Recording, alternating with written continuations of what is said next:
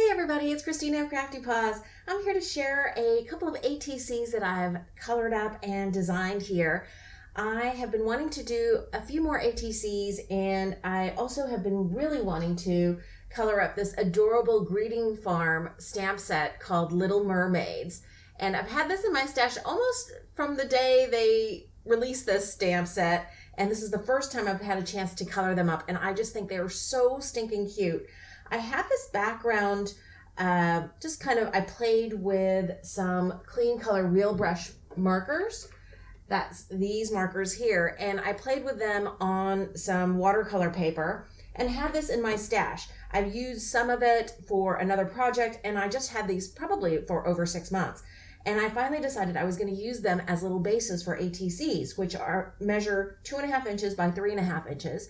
And I decided to do a little scene here by just using the stamps from this stamp set. I colored up 3 of the Little Mermaids, and I stamped out with some distress markers, these here, some of these little goldfish and some of these little striped fish. I made this little fish into a striped fish. It was just a plain little fish, this one right here. And I colored up these little mermaids with some no-line coloring with my Copic markers. Oh, and by the way, I also used some Sharpies to do some of these line detail over top around the edges of these 2 little ATCs. So in fact, on these ATCs, I used 4 different kinds of markers.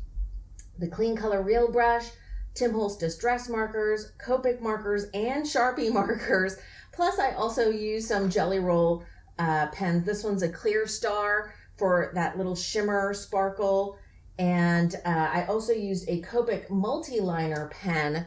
That's this one here, a really thin one, so I could reestablish the little eyes and mouth details, because with no line coloring, when you stamp out the image with a pale ink, I used a Memento Desert Sand ink to stamp out the images, and then I colored them up with Copic markers. And when you do that, the eyes and mouth and all of that are in that, obviously, that desert sand color. So you have to kind of redraw those in. And I didn't want a black, so I used a cool gray Copic Multiliner to draw in those little facial details again. And then with more watercolor paper, I used the distress markers and a water brush to color up some of these seaweed plants, and then I fussy cut them out. I also fussy cut out the starfish, these little fish, and these stripy fish. The rest are all stamped directly onto the background watercolor paper, and then I colored right over top so that it wouldn't look like they were outlines of orange fish onto, that are blue. So I colored up the insides of these with some yellow and orange distress markers. Because I squeezed in the creation of these ATCs in little snippets of like 5 or 10 minutes at a time over 3 days, I'm just going to show you the Copic coloring of this little mermaid here. I stamped out the image with Memento Desert Sand ink, and I'm just putting in a base color of that E51 on the skin. And I'm putting in the shadows of E21 where I think the shadows would be at the base of the hair, where the clothes or the bikini top of the mermaid meet the skin at the chest. And now I'm just gonna add a little bit of R20 to give her some blush. Now it looks kind of crazy right there, but when you blend in the colors together, which I'm doing with the E51, it makes it much more realistic again. You don't have those harsh edges. And I'm going back in again and reestablishing the shadows, because that gets bleached out with the lighter E51. So I added the E21 there. Now I'm using the Copic Multiliner. It's a 0.3 point pen, and I'm reestablishing all those little facial details that were just stamped out in that light desert sand color. And now I'm gonna put in the shadows of her hair. I've decided she's gonna have purple hair, and I'm just following the lines of the stamped image around the hair with a medium tone purple. This is a V15, and my hand's a little shaky, but I'm not too worried because I know I'm gonna add lots of texture with additional colors I wanted to do the initial setting of where the shadows would be with this mid-tone because I know I have more flexibility with a darker purple later that I'm going to be adding. So I'm just adding in some beginnings of flicking and kind of setting where the direction of the hair, each segment of hair is. Now I'm going in with a V06. And you'd think that this color would be lighter because the number is lower, but in fact, this is kind of a quirk of the Copic coloring system. This is actually a darker purple. So this lavender is a little bit darker than that V15. And I'm just reestablishing where the shadows are and adding even more shadow, a darker element, so that I start seeing kind of more depth of field. And now I'm going even darker. This is a V09, a violet. And again, the numbers are kind of all over the place here, but this V09 is clearly the darkest purple here. And so I am going to place all of the darkest shadowed areas and just start the flicking with this darkest color as well. I'm also not too concerned about going outside the lines because first of all, with no line coloring, all those lines will basically disappear. And I can, when I fussy cut this image out, just clean up all those areas that are a little bit, astray, as it were, in the coloring. And I'm just putting in where her part is. This image has kind of a confusing her hair. So I'm just kind of deciding where I want the part and putting in those darkest shadows with that violet, the V09. If you're interested in all of the Copic colors and all of the actual marker colors that I used on these ATCs, please check out my accompanying blog post, which I'll link to in the description box below. Now you see me establishing the highlights. This is the lightest purple that I'm using. This is a V12 and it's a pale lilac.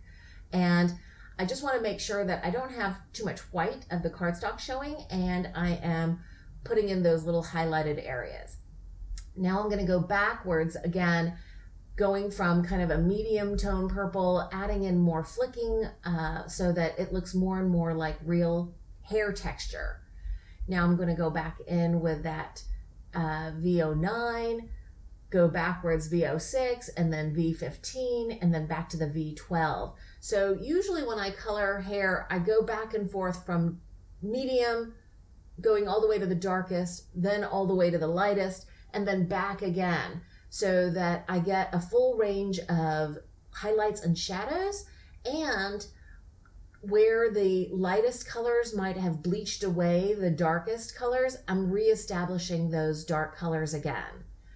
And you can see here I'm doing that with a V09 and just making sure that all those shadowed areas kind of under her face, where the segments of hair, one segment meets the next segment behind it, all those areas would be the darkest shadows. Then I'm going to go back in and use a V06 and lengthen those shadowed areas. And that basically helps with the blending, making it look more realistic and giving that full range of color, light to dark, and back, so that it looks more realistic. With hair that's this small, on an image this small, I don't go back and forth 3 times like I do with bigger images. I just go back and forth twice. So each of these purple colors I'm using at least twice. Now I'm going to start on the mermaid tail and her bikini. I decided I'm going to make it kind of an ombre color, and I'm starting with this YR21, which has like a kind of a pinky undertone. And then the next color over, I decided I'm going to use an R22, which is like a prawn color, which I thought was kind of apropos for something under the sea. And then I decided I want to bring in the purples again. I want her tail to kind of coordinate with her hair. I don't want them to be the same. That's why I use the YR and the R. But I do want it to kind of be connected to her hair color. So I'm going to put in some of this V06, which was one of the mid-tone purples. I want them to kind of blend together with the R and the YR. So I'm going back in and blending in the R22 right up against that V color. And I'm blending again with the YR21 so that I don't lose that yellow. Now I wanted to have the deepest purple, that V09. So again, just to coordinate with her hair better. And so on the edges where the tail fins connect to her body, I'm putting in that V09.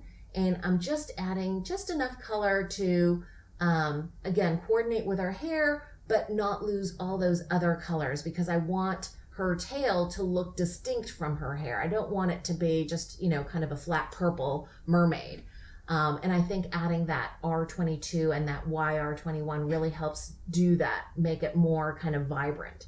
I'm going back in with that V09, back in with that R22, and then to help blend everything together. And then lastly, I will go back in with that YR21. Oops, there's a little dot there that I hit with the R22, but I was able to fix that really quickly with the YR21. And now I'm going to do the same thing with her bikini top.